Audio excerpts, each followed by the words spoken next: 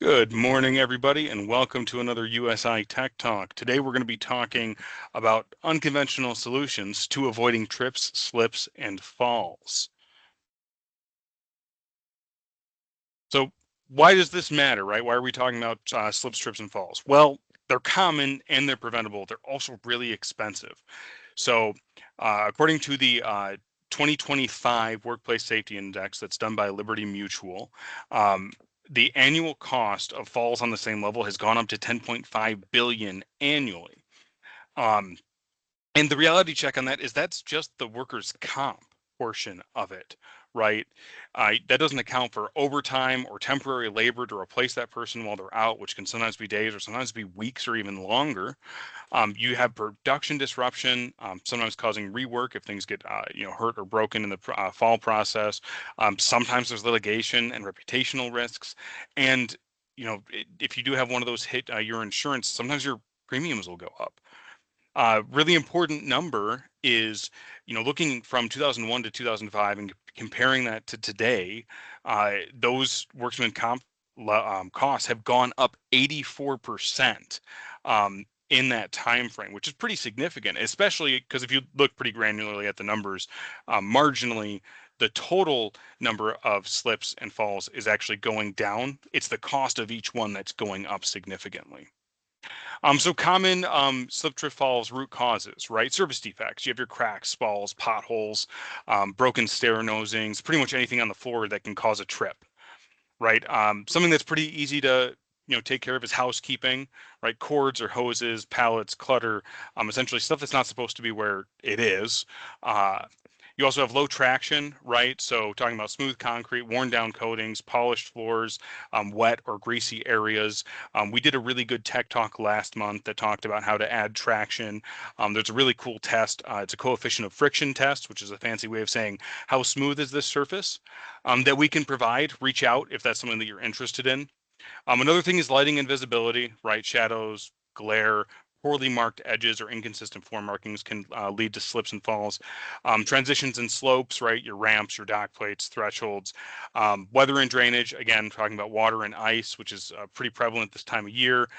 Leaks, so leaking pipes, leaking ceilings, or just inadequate entry mattings or drains, those fans that everybody sees at the Home Depot really do help keep some of that water at bay. And the OSHA expectation for general industry is that they're maintained and free of hazards such as leaks, spills, snow and ice, and protruding objects. Prevention strategy, right? It's pretty simple. One, inspect. So routine walking path audits and putting in work orders. Repairing, which is kind of what we're going to be focusing on today. Improving traction, controlling that water.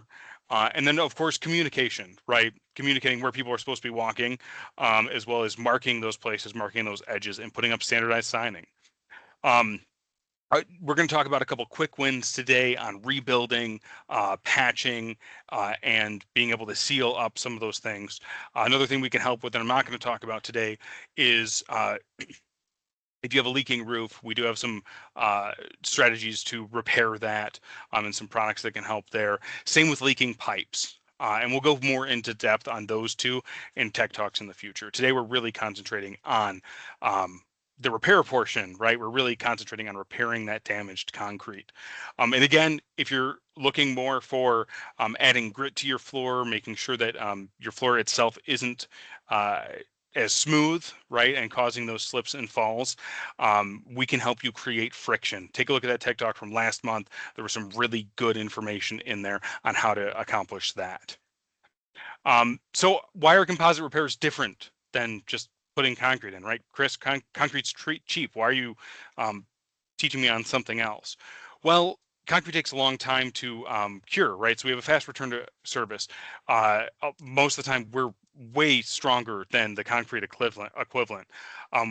Our products are 100% solid, so you don't have shrinkage or any of those issues.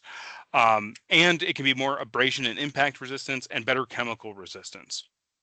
Right, so here's a couple of examples of repairs that we've done, right? These present themselves in all shapes and sizes. So here's just a couple key examples. Um, One, you can see on these stairs here, I had some significant degradation there. We were able to repair those with it's a couple products working in tandem there, and then a coating on top of it to make sure that that lasts a long time. Same with this edge here that had been worn down over time. That was a major trip issue. And then you can see, even outside on this pile, we had a or sorry, this island, we had a big crack down the middle that we were able to repair and then coat and give it some long-term protection. So we're talking about these solutions. Here's a couple of what we offer. This is by no means an entire catalog, but you can see our compressive strength is pretty impressive, right? Most of these are, over 10,000 PSI, and that happens very quickly, right? So with our 570, which is our extra fast repair, in 2 hours you can be foot traffic ready, and 4 hours you can be forklift ready. That product really is for that fast cure and return to service time. We have a lightweight repair material that, while it's not quite as strong, it's really made for those overhead or vertical applications. And a lot of those you can do without making a form that you would have to use, when you're doing traditional concrete. 8 days or 8 hours for that one for a hard dry, and 8 days for full cure. Again, typically not areas they're going to be walking on directly. Our 576, this is a real workhorse when it comes to concrete composite repairs. This one is 12,500 PSI. It can be good for foot traffic within a day, good for forklift traffic in 2 days, right? And all of this is at 68 degrees. If you can make that hotter, right, you can take that time down even further. And that one's really known for its high strength, and it's specifically designed for those high traffic areas, specifically for forklifts. We have a chemically resistant version of that. That's the 577, which is the ChemScreed. That resists 98% sulfuric acid, 36% hydrochloric acid, and 75% phosphoric acid. So that some really strong resistance is built in there to that really super durable product. And then another one we have is Duramar Magcrete. This one is really special because it can handle ultra high temperatures and ultra low temperatures, right? It is good for foot traffic in an hour and good for forklift traffic in 24 hours. So you still get that fast return to service. But really those ultra high and ultra low temperatures are where that product shines, right? Negative 15 degrees Fahrenheit to 2000 degrees. Now I'm going to open this up for questions. Let me stop sharing my screen here and I'll open up everybody's mics.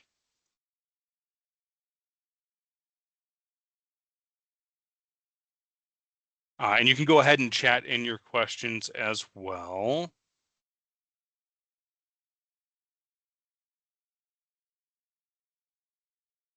All right, those mics should be open if anybody does have any questions.